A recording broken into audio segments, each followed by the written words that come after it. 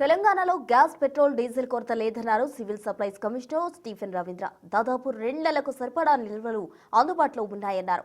రోజువారీ అవసరాల కంటే ఎక్కువ సరఫరా జరుగుతోందని చెప్పారు. ఎనర్జీ సప్లై కమిటీ ద్వారా నిరంతరం పర్యవేక్షిస్తున్నామని, నిన్నటితో పోలిస్తే బంకుల వద్ద రద్దీ గణనీయంగా తగ్గిందని తెలిపారు.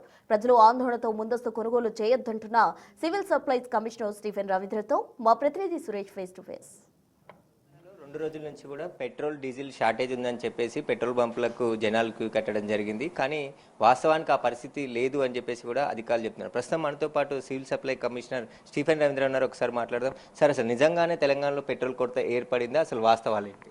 తెలంగాణలోని అసలు ఎట్టి పరిస్థితుల్లో ఎక్కడా కూడా పెట్రోల్, డీజిల్ లేకపోతే ఎల్పిజి ఆర్ పిఎన్జి కొరత లేదు.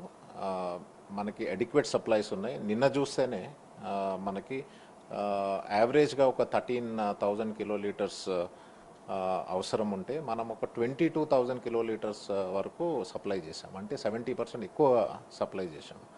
సో దీంతో మనకి ఏం తెలుస్తుంది, సప్లై ఎక్కువ చేస్తున్నామంటే స్టాక్ ఉంటేనే కదా చేస్తాం మనం. సో స్టాక్స్ ఉన్నాయి. ఎవరు అనవసరంగా ఓవర్ బయింగ్ చేయొద్దు, ఓవర్ బుకింగ్ చేసుకోవద్దు. అడిక్వేట్గా అందరికీ సరిపోయేటట్టు ఉన్నాయి. ఎంత అవసరం ఉంటే అంత తీసుకోండి, మనకి ఇబ్బంది ఏమి ఉండదు. అంటే ఎందుకు సార్ ఈ కొరత ఏ విధంగా వ్యాపించింది? అసలు మొత్తం ఎక్కడ చూసినా పెట్రోల్ పంపుల దగ్గర క్యూలు కడుతున్నాయి. వాహనాలు కానీ, డీజిల్ కావచ్చు, పెట్రోల్ కావచ్చు, ఇటు సిలిండర్లు కూడా షార్టేజ్ ఉన్నాయని చెప్పేసి విపరీతంగా సోషల్ మీడియాలో ఓవరాల్గా మీ అందరికీ తెలుసు, ఇది మిడిల్ ఈస్ట్ అంటే వెస్ట్ ఏషియాలో జరుగుతున్న క్రైసిస్కి సందర్భంగా జరుగుతున్న ఈ సప్లై చైన్ డిస్రప్షన్ ఇది. సో ఇక్కడ మనము చూస్తే ఏంటంటే ఎల్పిజికి సంబంధించి మనకి 60 to 70% వరకు మనం ఇంపోర్ట్ చేసుకుంటాం. ఓన్లీ 40% మనకి ఇండిజినస్ ప్రొడక్షన్ ఉంటుంది. అట్లానే క్రూడ్ ఆయిల్ మీరు చూడండి, 88% వరకు మనం ఇంపోర్ట్ చేసుకుంటాము. జస్ట్ 10 to 15% లోకల్గా ఉంటుంది. సో ఆబ్వియస్లీ ఏంటంటే మనకు అక్కడ ఈ వార్ వల్ల there some disruptions.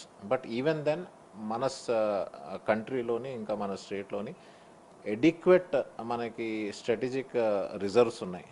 Okay, more than 2 monthsకి పైబడు రిజర్వ్స్ ఉన్నాయి. అందుకనే మనకి ఎట్లాంటి ఇబ్బంది రాదు.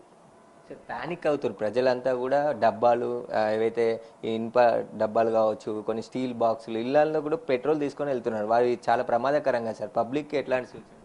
పబ్లిక్కి చాలా క్లియర్గా చెప్పాము, అడ్వైజరీ కూడా ఇచ్చామండి. Okay, it is dangerous not to carry and also store any petrol and diesel. But at the same time మేము వీళ్ళని కూడా గట్టి వార్నింగ్ ఇచ్చాము డిస్ట్రిబ్యూటర్స్కి ఆర్ రీటైలర్స్కి. If they sell any loose petrol or this thing పక్కా మనం క్రిమినల్ యాక్షన్ తీసుకుంటామని వాళ్ళు వార్నింగ్ ఆల్రెడీ ఇచ్చాము. కొన్ని పంపులకి నో స్టాక్ అని బోర్డు పెట్టారు, అదే సమస్యకు కారణం అంటున్నారు. వాటిని గుర్తించారా? ఎందుకు పెట్టి ఉంటారు సార్ వాళ్ళు? సో ఎందుకు పెట్టి ఉంటారంటే మనకి ఈ పెట్రోల్ చూడండి, పెట్రోల్ డీజిల్ కొన్ని మనకి ఫస్ట్ రిఫైనరీకి వస్తాయి క్రూడ్ ఆయిల్, తర్వాత అక్కడ నుంచి రిఫైన్ అయిన తర్వాత టర్మినల్కి వస్తుంది. టర్మినల్ నుంచి మనకి రిటైలర్స్కి డిస్ట్రిబ్యూట్ అవుతుంది. సో ఈ టర్మినల్స్ ఏంటంటే మనకి చెర్లపల్లిలో ఉన్నాయి, కొన్ని గట్కేసర్లో ఉంటాయి, కొన్ని వరంగల్లో ఉంటాయి, రామగుండంలో అట్లా ఉంటాయి. సో ఇవన్నీ కూడా ఏంటంటే అక్కడ నుంచి ట్యాంకర్స్ ద్వారా మనకి ఇక్కడికి సప్లై అవుతుంది. సో ఏంటంటే ఆ సప్లై అయ్యే క్రమంలోని లోడింగ్ చేసుకోవాలి, అన్లోడింగ్ చేసుకోవాలి. ఇప్పుడు ఆ ట్యాంకర్స్ కన్సిస్టెంట్గా మనం చూస్తే మనకు ఆల్రెడీ నిన్ననే అబౌట్ 2,138 ట్యాంకర్స్ వరకు మనము సప్లై చేసాం. నార్మల్గా హైదరాబాద్లో 600 ఉంటాయి. అంటే మనం ఆల్మోస్ట్ 4 times ట్యాంకర్స్ దాన్ని పెంచాం. సో బట్ అక్కడ పోయిన తర్వాత కూడా మనకి అన్లోడింగ్ ఈజ్ అ ఇష్యూ. ఎందుకంటే మనకి అందులో పెట్రోల్, డీజిల్ ఉంటుంది, గ్యాస్ కూడా ఉంటుంది. ఇమీడియట్గా దాన్ని తీస్తే ఎక్స్ప్లోడ్ అవుతుంది. సో ఏమవుతుంది, 1 hour పడుతుంది అదంతా కూడా అన్లోడ్ చేసి.